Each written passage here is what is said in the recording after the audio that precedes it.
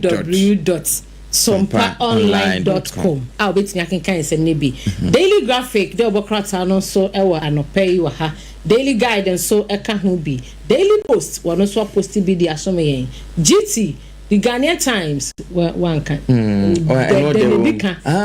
Ghanaian Times Danusha and also our hand say business and financial times. Wonderful. And so I can encrata and I no pay about Montania ye dimun some eba besum one mesha se na wo and started mesha se on Ghanaian Times no emame okay nti ebusua ye free ase na you have the Ghanaian Times GT de Obokrata no efrase no pay enfama the most authoritative newspaper na kesepa ba ko no eda anim ha sei Krata fan etosu edu emienu empanifo ebo amane se emofra totofo wa bebi ngenge fo aye wo mo no nyankopon ya adomu a October ehineme o so October ye ehineme ne busumi ni mo no emofra no ye be hyase ama wo mo vaccine no ne hepatitis B vaccine enkuranketo ane ye nyina ye ti ye ma hye me pa wo nyasam ketu hepatitis B no na say ebi wo bi na ne ho kan wa mfifire kura kan wa timinya wutiminya bie no okay ntombe bo chance amankura bi baby ngenge fo no mo fra e be wo mo no wow na no mpo no mo bi dada wo ho anu dia busia say share Facebook no se bi aye nurse ni wo ye doctor ana ye doctor na odi nchiremu na to pa mai me husband Ura Steven Kofi yes I what yanka pacho ma yenhwe se ye nkwada no ha bi ni ye ma wo mu bi dada fe ni ye de be ma wo mu a se wo fafuru no a test ahodo abaye na eka ho nti ekoba se bibi wo ho saa risk involve no mo edi kan ma wo ho adura betime de aso no enne no nso se de ye ya setena tie obohu se obeforo kai na wayi uba si una so obohu se obi ho aka no ebia na ebi wo no ho a ebetimi aka ankura na mana ye ebi kura ho ankura no do so te se bia me di me gusu na mi no bia so fa we ma ni nyina manim aha no nso timi ko so me mo bebi ngenge de no de no wo mo abin wa pomodem ne betimi akire na wo ma kire mu ye to aso ne enko enti no akire mu wa ha no mo se wo hu ebeboa ama emofra na yetimi abom ho ban ye afri ehebi hu eno enso ede afri ho eba no nti ese wu akwala na 24 hours ewese ye de service no ema no amen onsa omo mu na no mo ko mo vaccine na bi ho no mo are omo je di so wo mo no mu ni nyina omo ka vaccine no de de so wo mo no mu ne mpa ni nyina omo ka vaccine we ni de omo ankyere mu wa ha se ebeye panie anase de ehwe no mu nti free October ekono ye behwe animu se sa vaccine no eba beka emofra ye wo mo no eno so ede a efri ho ba Ghanaian Times Obokrata no ede ababa betu dwa na Dr. Ofosu Ampofo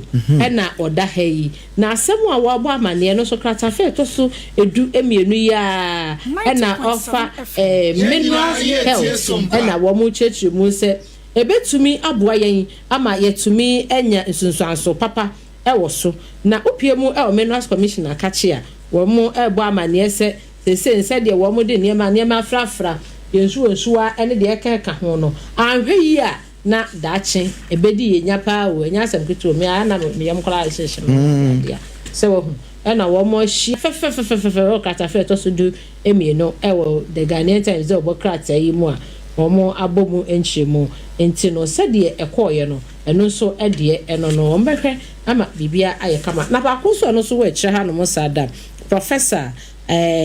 Ayeja Bawa we di aboni dini nana de yaboni dini so no Tamale teaching hospital na woni say wo mo so mbeti tasukoko hospital for no so mbeti tasukoko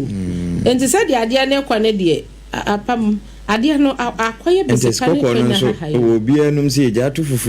fufu da wate ase ejati fufu enti ade ne se nkoyi a fine meme de me ni se nipa no ase wan hyada anya yi sa na se ye hwehwe ni nsemu a ye hwehwe mu yi na bi akwayi bi ani akwayi by say want na China within 24 hours na ya bro fufuro di de yɛhwɛ nneɛma bi yie no kuro yɛhwɛ nneɛma bi yɛ ha adwene Ghanaian Times ɔbɔkrata no nso de aba bepie mu wɔ ha sei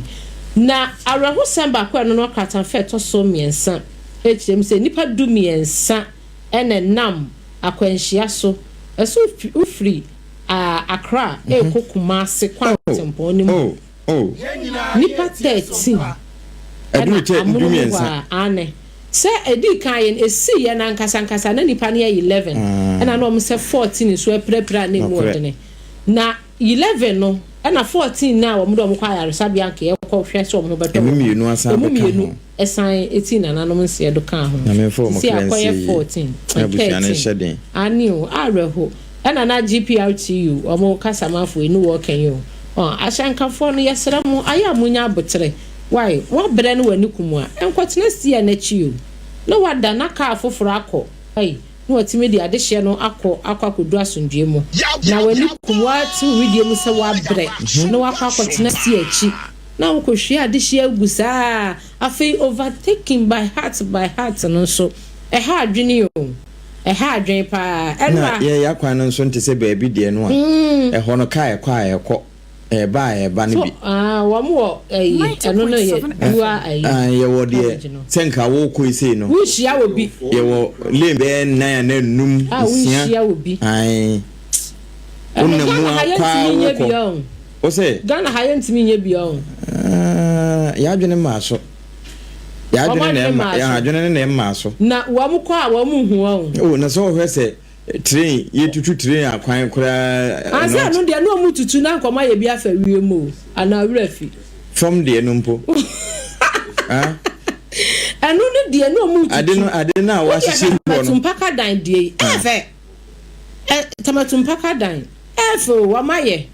wa hunu but uba me mpota mo ababi a me free ba ya train o tafo me area ho na train pa na ye adwuma pa first no say de train ni ho. Okay. But first na train ye adwuma no. Na train pa na ye. Sabre no na oti akwanhia dodo sen. Oh dabi. Ansa na be ka se train yakɔhwe ase no. Wonderful. Na edi be se finhia be se dia so. Untante. Be se si o watutu ni nyina. Ɛna no se me area ho me check ba ko. So I need to answer mchirofo. Say wabetwa race bebre na mde ko police station. Oh okay. Yakwa ya driver ni me chain no ka say wa na krata na penifo na so metwa ne ade and am cement yase yenko police station e call central police station ehwa na kwa aba hwan ne ade pa no hwan ne abna badu no na se stade na your foolish case. Wow. So what you shall lines ni nyina da enti se se ni de ye cars ya ana me nim dia ya na driver fo no nso wo penentam akro wo hu enra say ba ko penentam akro ne cars na ye dodo enti wo ko ba ko ensun sales just wo ko san body apam yes wo hu ha adwen na say akwanhia chi ni pakra free yes do yasra mo wate amunya abotre fa yenkodu asundwe manu na nhyira wo wow aya na driver fo no wo cars wo de car no konya akwanhia na nipa wu anya me musa wo mu nambebusa wo chona sin ni nyina beba temu nambebusa wo say wa we careless ekoto adihye gu ye obi aneta abonso ye wo ma ne wu ye ya na me bebusa wo bebu hu akonta ebi so kura ba bi o kono na anya ne papa mu a wo kwa akoye bone wa na wu ne boni nambebusa wo obi wa krampo anu adi obi ka wa ma na wu kura wontu ai ha adwen yesere mo wa ya hyenkafo aya munya abotre ukobokoboko achichide wase me de brebre be kwa akodu wa ho ukoboko abedu anipa no kwa asundue mu arahosem enti no krata fa to so aduo no e wo de Ghanaian Times obokrata na mu Bank of Ghana Dr. Johnson Pandit Esiama en woda hei enra wone semtrafo akasa achire mu se 2024 no e fa no fraud ho nsensem mu a ewura ye banking sector ni mu a they say I drop it so ate a wodi mu nchire mu kase nu kwa di mu nsem eso mu yi energy sector me kire yahwe ya wonom no mo hwe ahonde ne ho nsem so finance minister na kase was wani a wono so ohwe sika sem so no nyamfo kasel atoban forcing na woni panifo ahia ha mo hwe kwan ya be fa so say na bi mu ka say dum so ye ya to ba ma dum so ye ya to ba ma dum so enti ye no kra na enifo ya mo nkasa me ente wanu mu na ehia meeting wa hey wanu se eka daba yi energy sector ho enya eka aba no wa mo keke o yes they are saying amo keke wa mo se eka aba na ya kaketwa wa mo se eka da ho papa enti wa mo kwakwo hia mpanifo ehwe kwan ya wo mbefa so ama eka no wo matimi atua enti na sa na ye to prepaid yes si enche na say ye bu atua aka ne bi die free wona he za dia dum so ndia maka se papa ne dia bonsu na eka no mo se ka nda ho wo mo so dia wo mo eka no no ekuafo a wopie mo ewo bono important one mu a cashew na wo mo dua nkranza ka ho nkranza so ka ho no kre ene cashew dia so mo dua ne ho pa potem ho